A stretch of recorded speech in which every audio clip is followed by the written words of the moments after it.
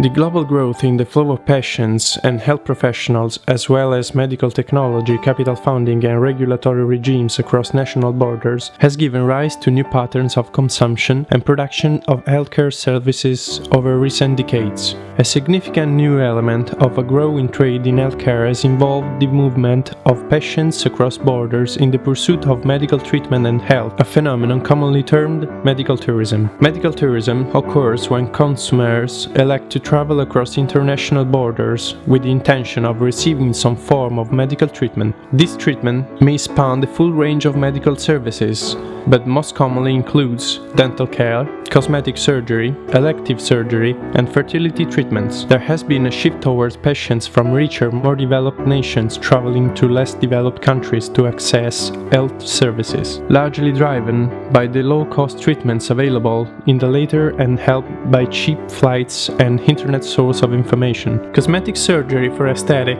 rather than reconstructive reasons, would be considered outside the health boundary. The free movement of goods and services under the auspices of the World Trade Organization and its General Agreement on Trade in Services has accelerated the liberalization of the trade in health services, as have developments with regard to the use of regional and bilateral trade agreements. As healthcare is predominantly a service industry, this has made health services more tradable, global commodities. A significant new element of this trade has involved the movement of patients across borders in the pursuit of medical treatment and healthcare. The healthcare consumption in a foreign land is not a new phenomenon, and developments must be situated within the historical context. Individuals have traveled abroad for health benefits since ancient times, and during the 19th century in Europe, for example, there was a fashion for the growing middle classes to travel to SPA towns to take the waters, which were believed to have health-enhancing qualities. During the 20th century,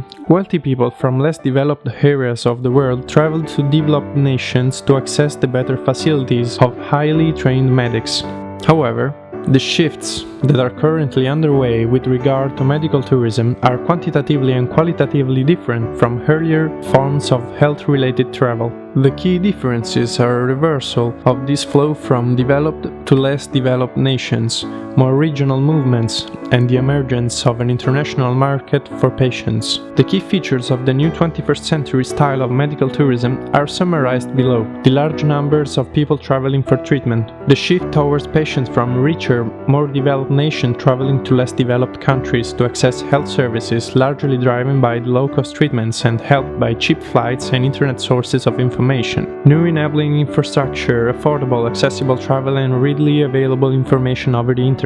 Industry development. Both the private business sector and national governments in both developed and developing nations have been instrumental in promoting medical tourism as a potential lucrative source of foreign revenue. What are the implications of these changes in medical travel for OECD countries? Fundamentally, such developments point towards a paradigm shift in the understanding and delivery of health services. The market in medical tourists is set to grow with potentially far-reaching impacts on publicly funded healthcare, including the developing notion of patients as consumers of healthcare rather than citizens with rights to healthcare services. There will, of course, also be a range of attendant risks and opportunities for patients. Predictions for this emerging global market are difficult, but the direction and speed of its travel is becoming increasingly clear. Medical tourism is related to the broader notion of health tourism which, in some countries, has long-standing historical antecedents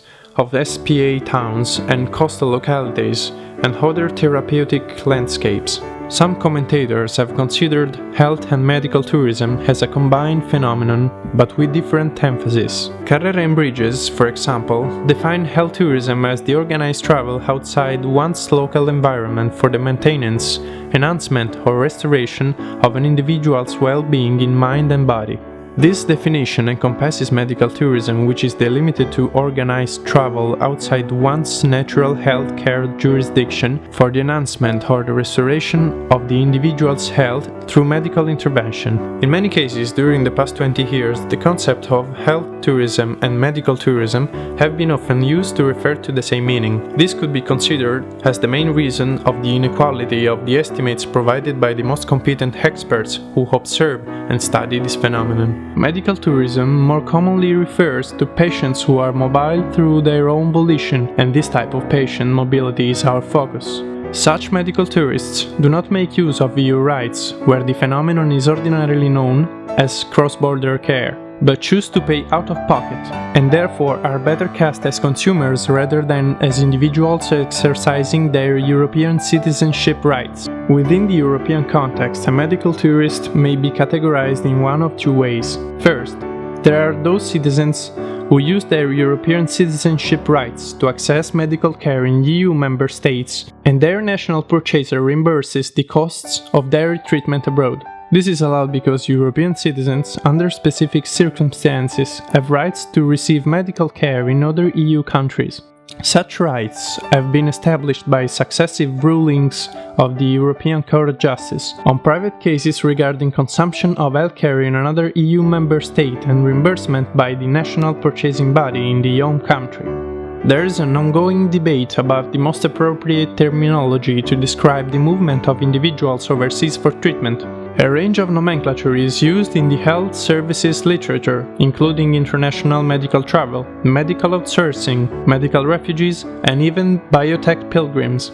Although for the purposes of this report we adopt the term medical tourism, some commentators object to the use of this term. The central conclusion from this review is that there's a grave lack of systematic data concerning health services trade, both overall and at a disaggregated level in terms of individual modes of delivery and of specific countries. This is both in terms of trade itself as well as its implications. For instance, there's a little robust evidence that medical tourism adds, especially to the economies of destination countries, as figures tend to be quoted in aggregate, but not at the marginal level of the additional tourist-related income specifically resulting from medical tourism. Research and evaluation has not kept pace with the development of medical tourism, and there is a need for national governments and potentially international bodies such as EU, OECD, WHO to invest in research this area. The lack of data is significant if countries are to keep fully informed about the significance, potential or actual of medical tourism for their health systems. Mechanisms are needed to help us track the balance of trade around medical tourism on a regular basis.